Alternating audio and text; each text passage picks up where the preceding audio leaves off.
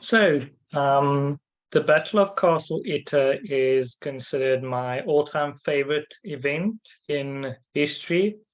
So I'm super excited to do this presentation on this very unknown battle.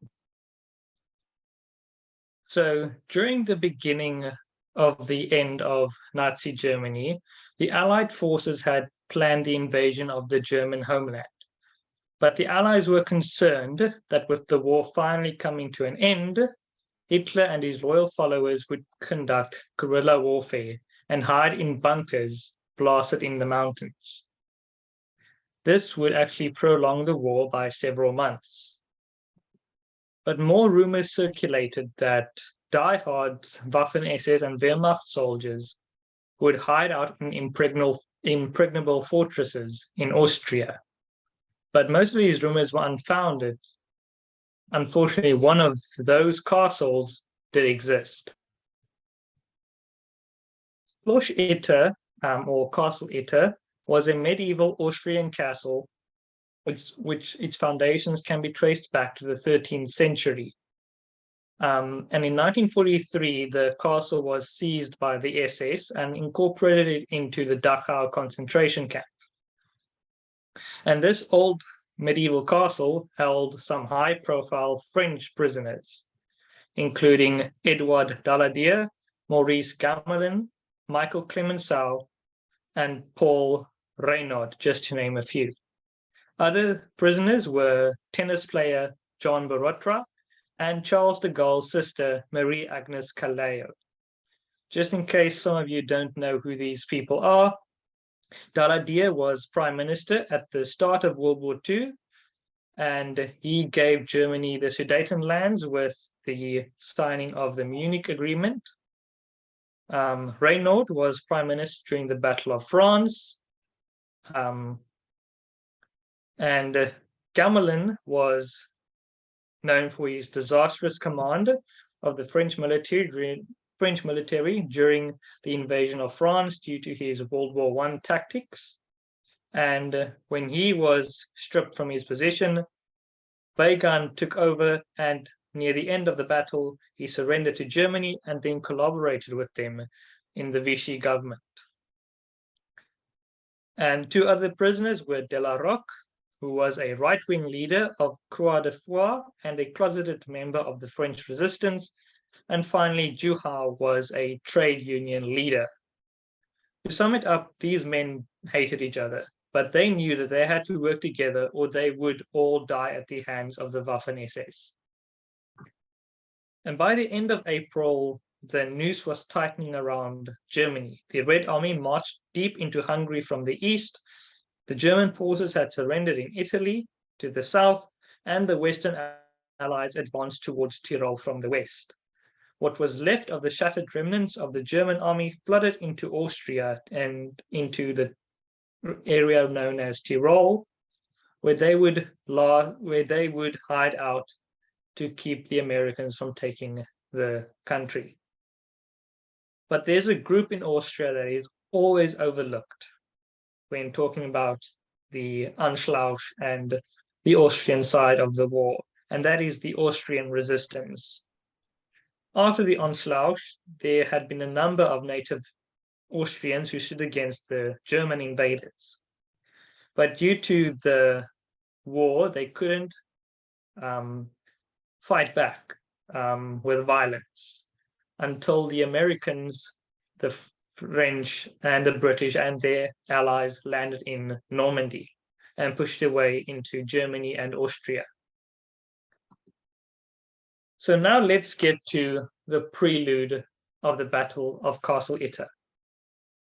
With the end of the war in sight, the French VIPs were terrified that the SS would realize that they were still locked up in the castle, as many of the commanders of the castle and Dachau concentration camp either killed themselves or they fled deeper into Germany.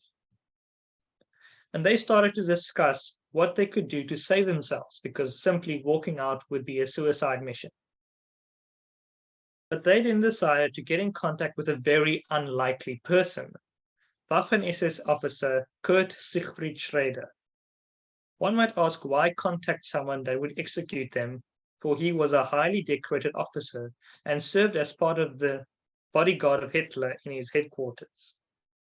Well, after being badly wounded fighting in France, he was transferred to the castle where he befriended these French politicians and became a disillusioned man. After getting in contact with him, he promised to return to the castle and help them, but with his authority, he could only buy them minimal time. The prisoners agreed that without American help, they would never be free or get out of the castle alive. After long and hard discussions, they decided to send for the Americans. On the 4th of May, 1945, a Czech cook volunteered to go into the town of Vorgel to find the Austrian resistance to help him get to Kufstein, where the nearest American troops were situated. While on his way into the town of Vorgel, he was pulled into a house, which actually saved his life. And his savior was Wehrmacht officer Major Joseph Gangl. Joseph Gangl was a career soldier who started his career in 1935 and fought in 3 huge and deadly battles: Stalingrad, Normandy, and Bastogne. But just like Schrader, he became a disillusioned man and betrayed his oath to the Nazis. It is unknown how the Austrian resistance came to trust this man, but somehow they did. He and the Czech cook set off in a vehicle towards the town of Kufstein. And once they arrived in Kufstein, they spotted 4 Sherman tanks. The Americans that stood by the tanks grabbed their M3s and aimed them at the vehicle. The Americans were suspicious of them since many Germans were surrendering, but sometimes SS would disguise themselves to take out some Americans with them.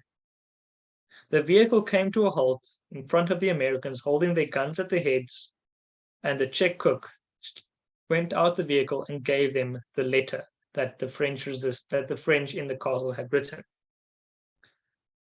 And Captain Jack Lee, a 27-year-old from Norwich, New York, sat on his Sherman tank nicknamed Besotted Jenny when the vehicle had arrived. And when he was given the letter, he was a bit suspicious, but also hesitant because the war is about to end. Why would he risk his man's life? But when he radioed to his superiors and they gave him the green light, he was ecstatic. The captain rallied his men and set off with his unit. Captain Lee was so determined that he set off with his ad hoc task force of 7 Shermans, and his own tank, Besotted Jenny, took the lead. And here you can see a tank that was the same as Besotted Jenny in 1945. So the journey to the castle was not an easy one. As you can see here, I took a screenshot of Google Maps, and it's about 9 kilometers to the castle from Vorgel, where they would meet up with Gangl's men. He had 10 men at his command in the town. So they then went from Vorgel all the way to Castle Itter, where they had 2 instances where they had to fight off some Waffen-SS soldiers. And on their way from Vorgel to Castle Itter, they had 2 bridges that they had to cross. One bridge only 4 tanks made across because the 5th collapsed the bridge. And a second bridge was where Lee decided to leave another tank called Boschbuster for a safe return to Vorgel. Now let's get to the castle itself. And here you can see Major Joseph Gangl had 10 Germans under his command, and Captain Lee had 7 American soldiers and 1 tank. That's 19 people and 1 tank sitting off to this castle to help the French. And now if you were a French politician held at this castle and knowing that your life is about to end in the next few days, what would your reaction be to 19 people and a tank instead of an entire army coming to your help? Well, the French met them with disgust. It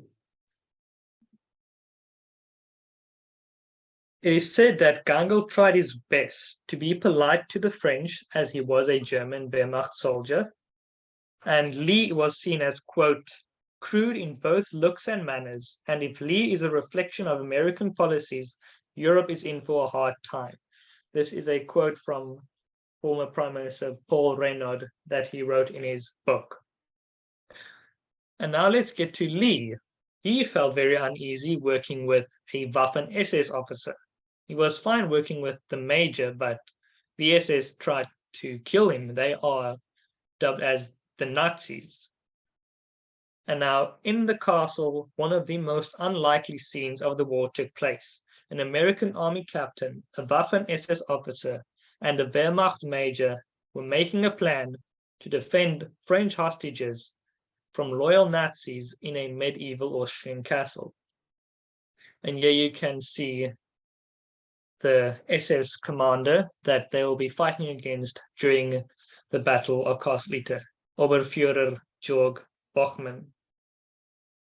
Now, Lee decided that they should make a plan to defend the castle as much as they can. They compiled a list of the hostages, reversed Jenny into the main gate to block the entrance, as you can see in this sketch over here, and they tried to position their men around the castle and started giving out orders up to the soldiers on where to position themselves. Lee believed that they would be able to hold out for a long time due to the thick walls of the castle, but that was just a theory. He had no way to prove that. At 11 p.m., Lee spotted Waffen-SS troops in the distance. Deafening cracks of anti-tank guns shook the castle. The windows shattered as the SS machine guns fired through them. A German MG-42 fired at the gatehouse where Jenny's .50 caliber was answering. Tracer rounds were flying through the night. Let me just get a laser pointer. So here is the gatehouse where Jenny was, and their troops were situated over here in the castle windows and along this wall. This is the west. When I talk about the western wall, this is what I'm talking about, and the eastern wall is this wall, and here's the gatehouse. When the battle started, Lee and Gangl's men moved to their pre-arranged positions and returned fire. The German soldiers spotted Waffen-SS with grappling hooks. The SS wanted to do it medieval style and grapple their way into the castle, but the guns of the Germans and Americans on the western wall were foiling their plan. Now, trust between these American and German soldiers was shaky at best, but since the Americans didn't feel like dying at the hands of the SS, they had to align themselves with these men, no matter how much they hated him. Because if those SS got in the castle, whether you were German or American, you would be shot on the spot. Now, gunfire immediately came from behind the soldiers on the walls as the French decided to charge to help their saviors. A grenade came flying into the castle. Everyone ducked out of the way, but Borotka had swung his tennis racket, and the grenade went flying back at the SS. Shortly after 8:30 a.m., the battle got very real. The Germans and Americans on the wall had spotted a truckload of SS soldiers arriving to aid those that started fighting a few hours.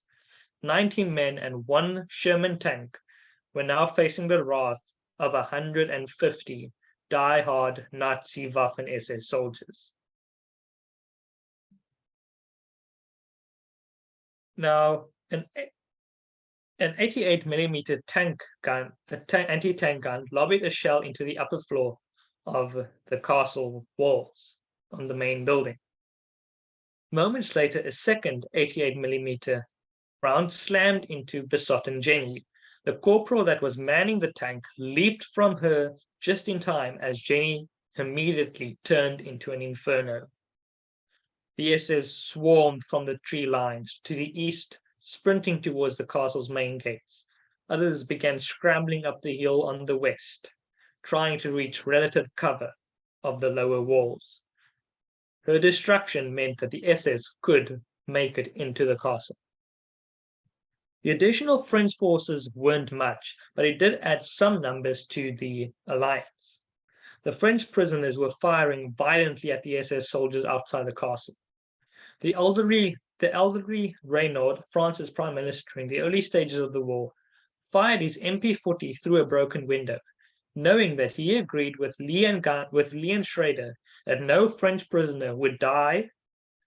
Joseph Gangle ran over to get Prime Minister Renaud to the ground as he was overexposed. Unfortunately, a sniper was watching the position Paul Renaud was standing in. And unfortunately, the sniper saw Gangle and immediately shot the major of the Wehrmacht.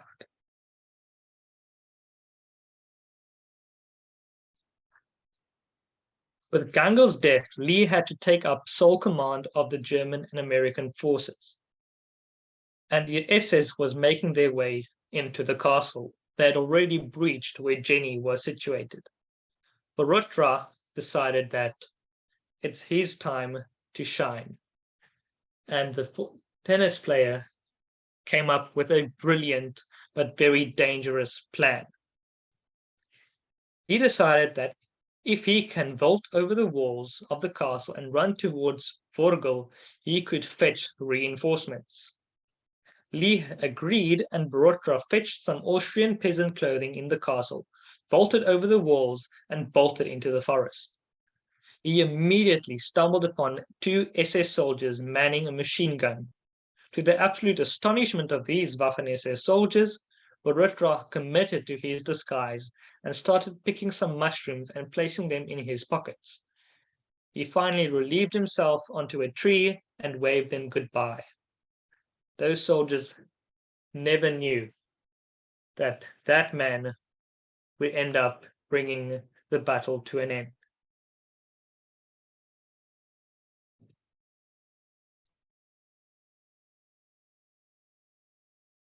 Since besotten Jenny was gone, the SS broke through her and were advancing towards the lodge doors. And with Borotra having to go to Vorgel, they decided that the only way to make the journey for Borotra shorter, as it was 9 kilometers long, they decided to radio to the Vorgel Austrian resistance to make sure that the American troops, if they were in the vicinity, that they go to the castle immediately. But during the fighting, the only radio had been broken, but since Schrader had lived at the castle for a few months, he knew where the telephone was and directed Lee towards the phone. Alois Meyer, the leader of the Austrian resistance in Vorgel, answered the call and immediately decided to send reinforcements to Borotra, who was making his way to them in Vorgel.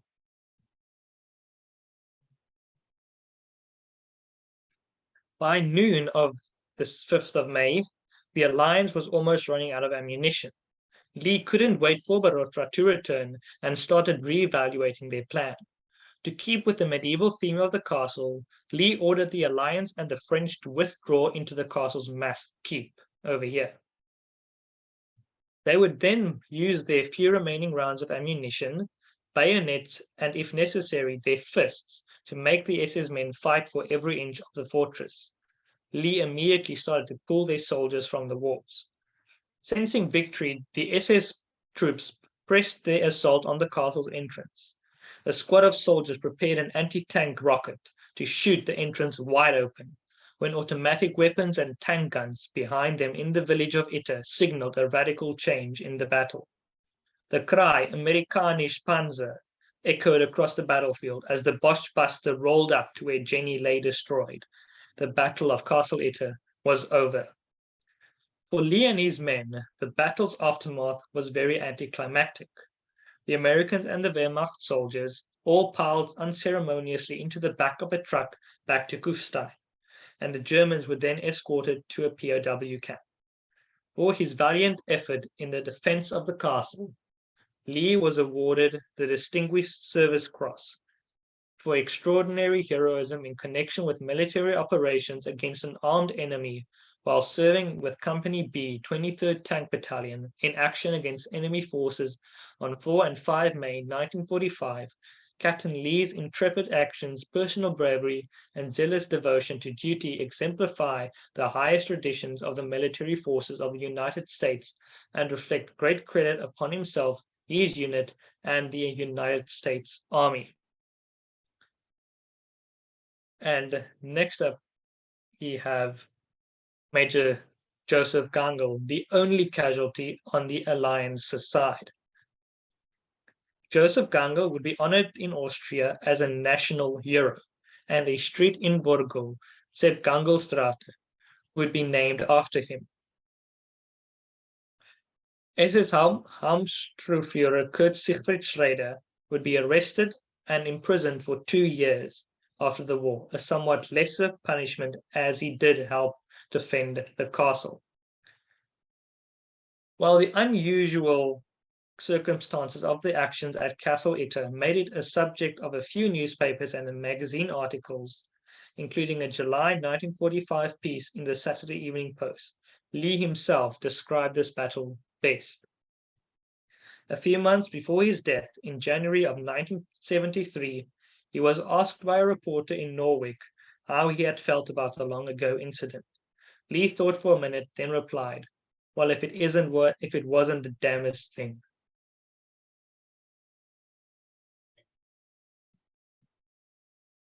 Right, thank you.